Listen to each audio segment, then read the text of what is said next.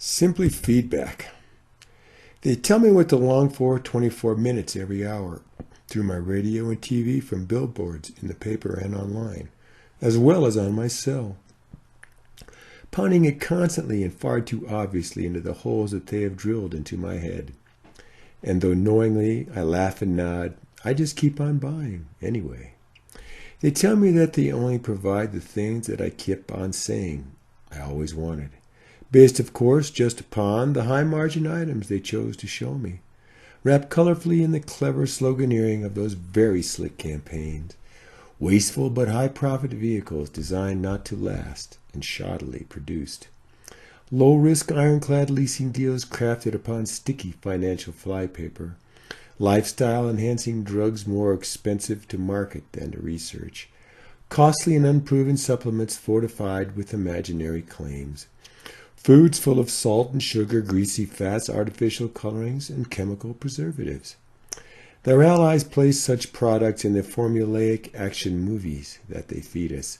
These epics I watch in the places that are owned by their close associates.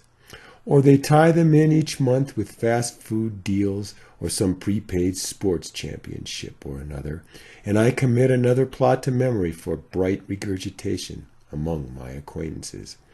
Each and every store in those disposable malls wherein I first experienced the chaotic bits of meaning they have designed for my life is owned by the faceless, absent multinationalists and staffed by the marginalized, the bored, and the permanently disaffected.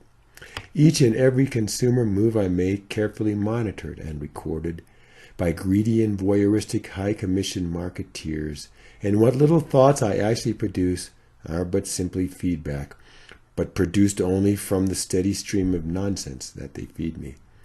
The single mothers cannot nurture their amoral bastard children because their own mothers never learned these basic skills before the childhoods of their own parents ended far too prematurely in a cycle that now seems to us as old and natural as time itself.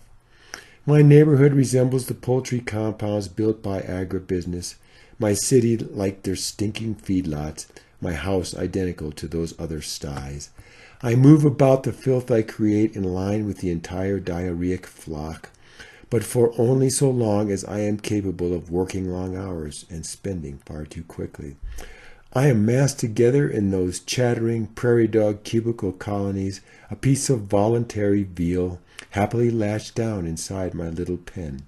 Every day my fashion statement requiring much more thought than I ever give to the filthy mess I am helping to create through my commonplace acts of a humble, faith-based life.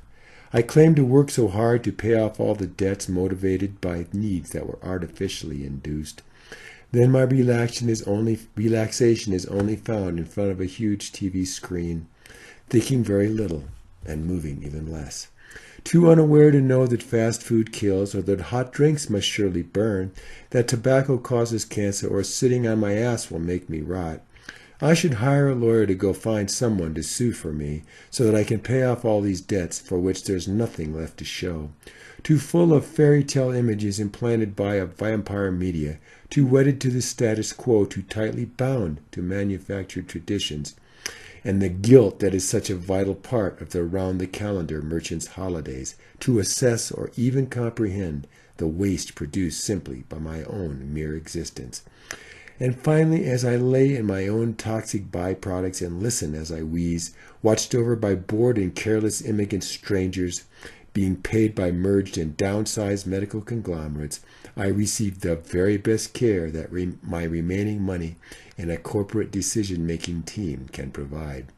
Then it's off to chain store funeral parlors, staffed by those who care as much as I once did about the boring jobs that they do, selling themes to suit the lifestyle that I am now departing, prying upon my family's grief, using the leverage of a marketing guilt.